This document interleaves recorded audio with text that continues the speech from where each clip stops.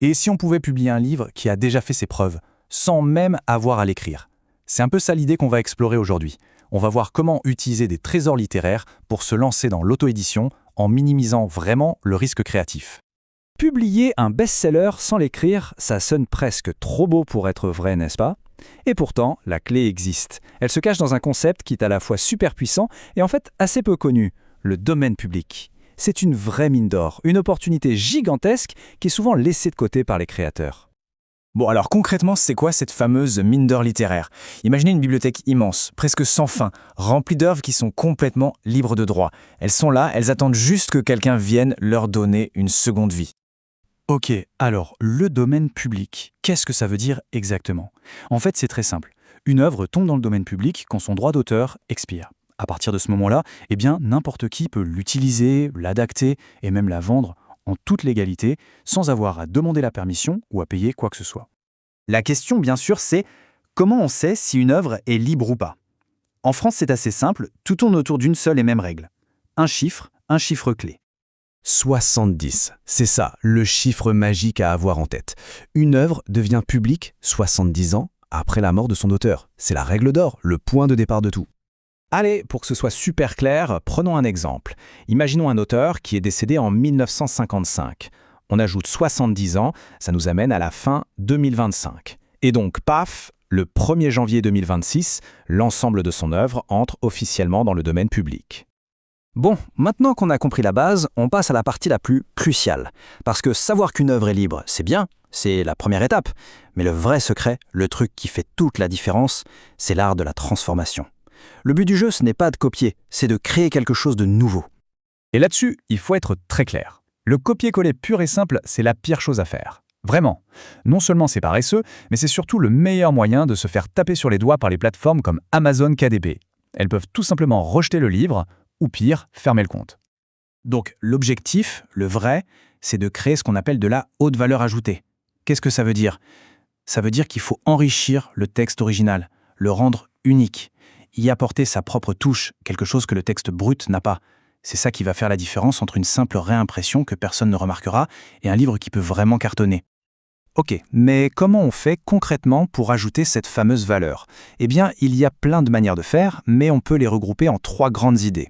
La première, annoter, c'est-à-dire ajouter une préface, des notes qui expliquent des choses, une analyse, bref, éclairer le texte.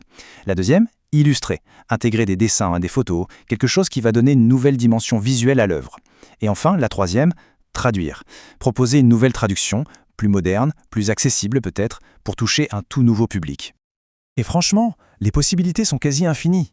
On peut écrire une nouvelle intro pour remettre l'œuvre dans son contexte, ajouter une analyse critique poussée. On peut même commander des illustrations originales à un artiste, ou pourquoi pas, créer un guide d'activité autour du livre. Vraiment, la seule limite, c'est l'imagination. Ok, super. Mais maintenant, la question pratique, où est-ce qu'on trouve ces trésors? C'est hyper important de se baser sur des sources fiables pour pas faire d'erreur. Alors, pour bien démarrer, il y a 3 sites qui sont des valeurs sûres. D'abord, Gallica. C'est le portail de la Bibliothèque nationale de France, donc c'est une référence absolue. Ensuite, il y a Wikisource et le projet Gutenberg. Ce sont 2 énormes projets collaboratifs remplis de textes qui sont vérifiés et bien libres de droit. C'est vraiment de bonnes bases pour commencer ces recherches. Alors attention, on aborde maintenant une section hyper importante. On va parler des 4 erreurs fatales, celles qu'il faut absolument éviter. Parce qu'elles peuvent non seulement faire capoter un projet, mais carrément entraîner des sanctions graves, comme la fermeture pure et simple d'un compte d'éditeur. La première erreur fatale, on en a déjà un peu parlé, c'est le copier-coller. Publier un texte brut tel quel, sans y avoir touché, sans aucune valeur ajoutée, c'est le chemin direct vers un refus des plateformes. C'est tout le contraire de ce qu'on cherche à faire. Deuxième erreur, et celle-là elle peut coûter cher, violer le droit d'auteur. Il ne faut jamais supposer qu'une œuvre est dans le domaine public. Il faut systématiquement vérifier la date de décès de l'auteur. C'est une étape absolument obligatoire, parce qu'une erreur là peut avoir des conséquences juridiques sérieuses. Troisième erreur, c'est une erreur plus administrative mais tout aussi grave, la déclaration.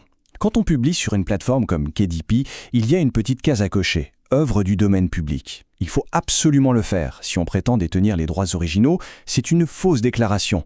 Et la sanction peut être radicale, la fermeture du compte. Et enfin, la 4e erreur fatale, ignorer la géographie des lois. Attention, le domaine public, ce n'est pas la même chose partout dans le monde. Une œuvre qui est libre de droit aux États-Unis peut tout à fait être encore protégée par le droit d'auteur en France. La règle d'or, c'est donc de toujours vérifier la loi du pays dans lequel on veut publier. Voilà, on a maintenant toutes les cartes en main. Le domaine public, c'est un univers incroyable, rempli de trésors qui ne demandent qu'à être réinventés. La vraie question maintenant, c'est quel classique oublié pourrait bien devenir le prochain best-seller grâce à une nouvelle vision ?